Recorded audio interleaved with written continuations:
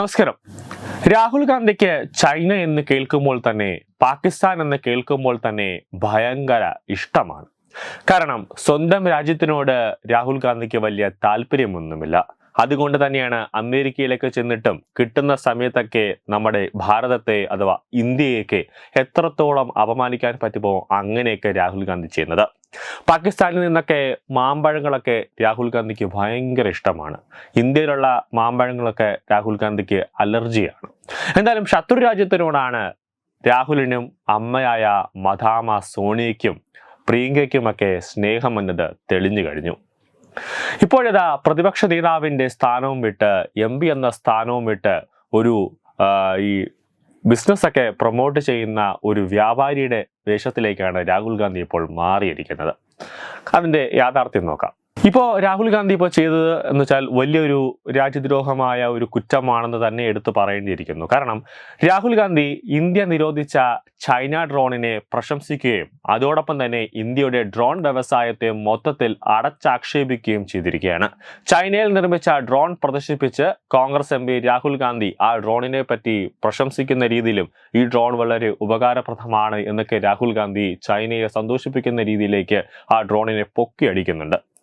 ഒരു വിൽപ്പനക്കാരനായിട്ടാണ് രാഹുൽ ഗാന്ധി ആ വീഡിയോയിൽ ഈ ഡ്രോണിനെ കുറിച്ചൊക്കെ പ്രശംസിക്കുന്നത്. അതായത് ചൈന രാഹുൽ ഗാന്ധിക്ക് എന്തൊരു ഈ ഡ്രോണൊക്കെ ഇന്ത്യയിലേക്ക് വിറ്റ് പോകാൻ വേണ്ടി എന്തൊരു കരാർ കൊടുത്തതുപോലെയാണ് ഇത് വാങ്ങിക്കണമെന്ന രീതിയിലേക്ക് രാഹുൽ ഗാന്ധി ഈ വീഡിയോയിൽ കടന്ന് പറയുന്നുണ്ട്. ഇതോടെയാണ് കനത്ത വിമർശനവുമായി ഡ്രോൺ ഫെഡറേഷൻ ഓഫ് ഇന്ത്യയുടെ പ്രസിഡന്റ് സ്മിത്ത് ഷാ അടക്കം രംഗത്തെത്തി. ഇന്ത്യയുടെ ഡ്രോൺ വ്യവസായത്തെ അധിക്ഷേപിച്ചാണ് പുതിയ വീഡിയോയിൽ ചൈനയിൽ നിർമ്മിച്ച ഡ്രോൺ രാഹുൽ ഗാന്ധി പ്രദർശിപ്പിക്കുന്നത്.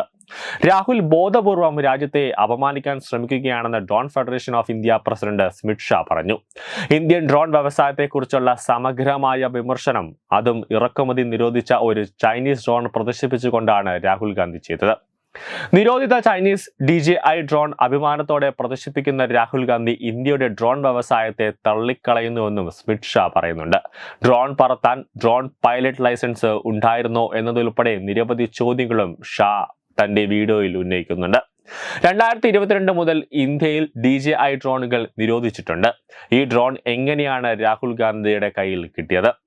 ഡ്രോൺ നിയമങ്ങൾ 2021 പ്രകാരം എല്ലാ ഡ്രോണുകളും ഡിജിറ്റൽ സ്കെയിൽ രജിസ്റ്റർ ചെയ്യണമെന്ന് നിർബന്ധമാണ്.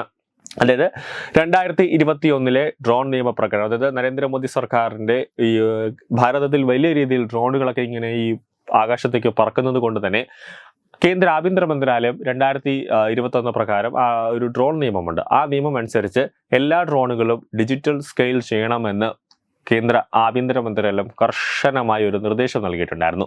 ഇതൊന്നും തന്നെ രാഹുൽ ഗാന്ധി ചെയ്യാതെയാണ് ഇന്ത്യ നിരോധിച്ച ചൈനീസ് ഡ്രോൺ എടുത്തു വെച്ച് ഒരു കുട്ടിയെ പോലെ അതിനെ കളിച്ചുകൊണ്ടിരിക്കുന്നത്. ഡ്രോൺ പ്രവർത്തിക്കുന്നത് റിമോട്ട് പൈലറ്റ് സർട്ടിഫിക്കറ്റ് ആവശ്യമാണ്. രാഹുലിന് അത് ഉണ്ടായിരുന്നോ എന്നടക്കമാണ് ഷാ ചോദിക്കുന്നത്. രാഹുലിന്റെ താമസ സ്ഥലവും ഓഫീസും റെഡ് സോണിലാണ്. ഡ്രോൺ പറത്തുന്നതിന് മുമ്പ് അയാൾക്ക് കേന്ദ്ര ആഭ്യന്തര മന്ത്രാലയത്തിൽ നിന്ന് ക്ലിയറൻസ് ലഭിച്ചിരുന്നു. നിയമങ്ങൾ അയാൾക്ക് ബാധകമല്ലേ എന്നാണ് സ്മിത്ത് ഷാ ചോദിക്കുന്നത്. കഴിഞ്ഞ ദിവസം ഇൻഫോസിസ് മുൻ CFO മോഹൻദാസ് പൈയും രാഹുലിനെതിരെ രംഗത്തെത്തിയിരുന്നു. രാജ്യത്തെ താഴ്ത്തിക്കെട്ടി ചൈനയെ പുകഴ്ത്തി പറയുന്ന രാഹുലിന്റെ പ്രകൃതം അവസാനിപ്പിക്കണമെന്നും അദ്ദേഹം ആവശ്യപ്പെട്ടു. അതായത് വീണ്ടും ഈ വർഷം തുടങ്ങിയത് ആദ്യം തന്നെ രാഹുലിനെതിരെ കേസുകളുടെ ഓരോ കൂമ്പാരമാണ് രാഹുലിന്റെ മണ്ടയിലേക്ക് വരുന്നത്. പണ്ടൊക്കെ മാനനഷ്ട കേസുകളും ഉൾപ്പെടെയുള്ള ചെറിയ ചെറിയ കേസുകളായിരുന്നെങ്കിൽ ഇപ്പോൾ വരുന്നത് അങ്ങനെയല്ല. ജാമ്യമില്ലാ വകുപ്പ് പ്രകാരമുള്ള കേസുകളാണ് രാഹുൽ ഗാന്ധി കാണിച്ചു കൂട്ടുന്നത്. ഇപ്പോൾ ഉടനെ തന്നെ ഏതെങ്കിലും ഒരു സംസ്ഥാനത്ത് ഏതെങ്കിലും ഒരു ഇന്ത്യൻ പൗരൻ രാഹുൽ ഗാന്ധിക്കെതിരെ കേസ് കൊടുക്കാനുള്ള സാധ്യത കൂടുതലാണ്. അത് ഇന്ത്യ നിരോധിച്ച ചൈനീസ് ഡ്രോൺ പ്രൊമോട്ട് ചെയ്യാൻ ശ്രമിച്ചതിന്റെ പേരിൽ മിക്ക ദിവസങ്ങൾ അടുത്ത ദിവസം തന്നെ ആരെങ്കിലുമൊക്കെ ഒരു കേസ് കൊടുക്കാൻ സാധ്യത കൂടുതലാണ്.